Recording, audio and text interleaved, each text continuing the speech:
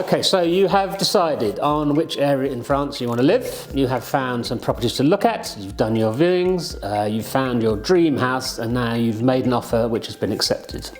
The question I get asked a lot is, what happens next? Now, a quick word about offers. Whether you're buying from an agent or privately, make sure that everything you want is covered. I'll do another video another time about what are known as suspensive clauses or clause suspensive, but in essence these are clauses that would allow you to pull out of the sale without losing your deposit. So for example, if installing a swimming pool is an absolute must for you, you can't buy the house unless you have permission to install the swimming pool, then you would put in a suspensive clause saying that permission for a pool has to be granted or you'll not proceed.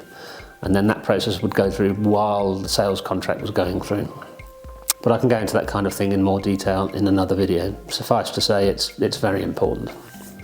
Now, this process I'm outlining is pretty much the same across all purchases in France. It's going to be slightly different if you're buying a business or an off-plan chalet or a new build. But the steps are pretty much the same, whatever it is you're buying. Now, once the offer has been agreed, what is called a compromis or compromis de vente is drawn up. Now, this is basically the initial agreement to sell, which is signed by both the buyer and the seller. Now, as part of this process, there are a number of documents that have to be provided. Initially, the seller needs to have a full set of diagnostics done. These are the diagnostics on the house. These will definitely include electricity and lead and asbestos, as well as a DPE report. This is the Diagnostic Performance Énergétique. This is the energy report which outlines the fuel efficiency of the house. Shall we say opinion is divided on the value of this, but nonetheless it is obligatory. Also, fairly recently, this is a fairly recent development, based on the result of this report, it might be necessary for the owner to do an energy audit. Now, this audit outlines what work theoretically needs to be done to the house in order to bring it up to a level of energy efficiency deemed suitable by the French government.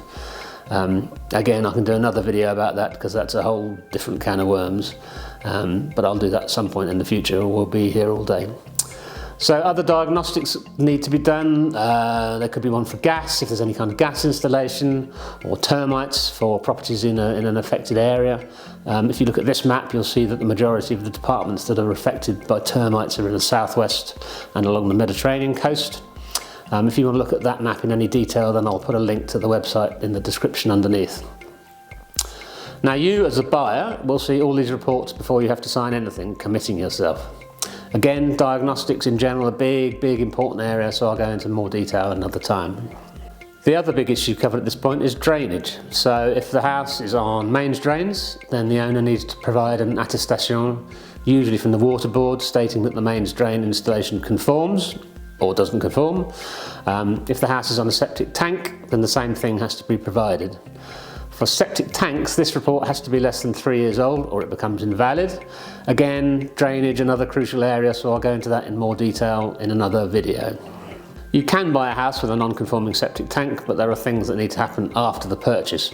As for the diagnostics, they are purely for information. The seller is not obligated to fix any anomalies that are thrown up, but this could be part of the negotiation and go in as one of the suspensive clauses I mentioned earlier. If, for example, the report shows an asbestos pipe, as a buyer you could have a clause with the seller's agreement, of course, to have that removed before the day of sale.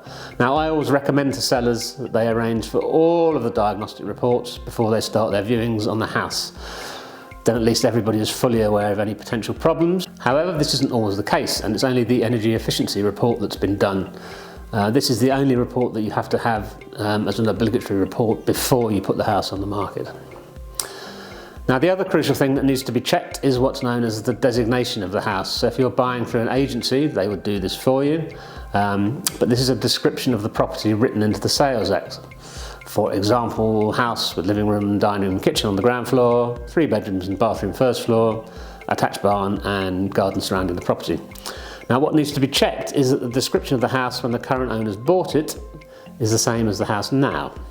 So for example, if the house had 2 bedrooms when they bought it, it needs to still have 2 bedrooms. But if, for example, they've converted an attic into another bedroom, then all the relevant planning permission and paperwork will have to be provided. Again, this is another big area, which I can go to in more detail in another video. So that's 2 big videos on drains and planning permission, so I hope you've got a lot of popcorn ready.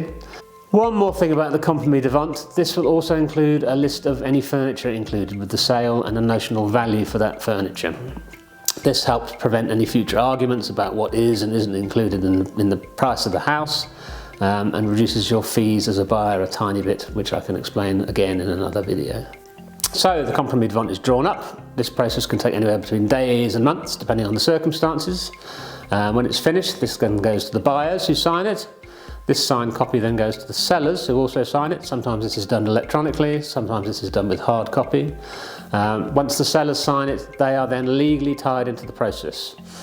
Subsequent to that, there is a cooling off period of 10 days. A letter is sent to the buyers. This is called the SRU letter, and you have 10 days to pull out after receipt of this letter if you want to. What's important to remember is that once both parties have signed the Compromis de Vente, it's only the buyer who can pull out during the cooling off period. The seller is locked in. At the end of the 10 days, you pay your 10% deposit of whatever was agreed in the sales contract, and at that point you as a buyer are then tied into the process as well. So if you pull out without good cause, the deposit is kept by the sellers. In the same way, if the sellers pull out, then they're liable to give you as buyers 10% of the value of the property. At this point, the notaire, who is the French version of the solicitor, swings into action. Some of them swing into action a lot faster than others, it must be said, and then they do all the conveyancing work. One of the things they are obligated to do is notify SAFER about the sale. Now, SAFER are essentially a French farming organisation that can sometimes preemptively buy properties. Again, that's a subject for another video. Wouldn't worry too much about it, it doesn't happen that often. They also check in with the commune that the house is allowed to be there and that there are no roads being built nearby, all the usual kind of stuff. This process usually takes a minimum of 2 months. The notaire then sends out a request for the balance of funds from the buyer. This has to be by bank transfer, no cheques, no cash, and a meeting date is agreed between buyer, seller, notaire and agent if you're using one, where everyone sits down, and unless the notaire has a whiz-bang electronic signing system, which a lot of them don't because it's very expensive, you then sign hundreds of bits of paper. This is the acte de vente, and at that point you're given the keys and the house is now yours.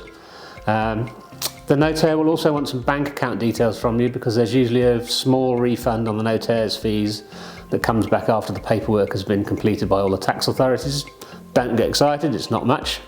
As buyer, you'll need to provide various documents throughout the process, so it's a good idea to have those ready in advance, almost before you even start your house viewing. So you'll need your birth certificate, your wedding certificate, divorce certificates, copies of passports, proof of funds, proof of address, loads of stuff. But again, I can go into that in more detail another time and do a comprehensive list of what you would need.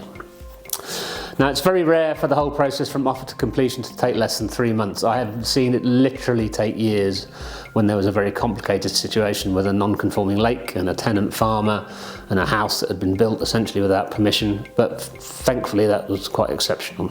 So that's pretty much it. I hope that's a brief overview. I know it's very brief, but I hope it was useful. I'll put a link to a PDF download of the diagram I showed in the video in the description below in case anyone wants it. And don't forget to like and subscribe. Any questions, please get in touch.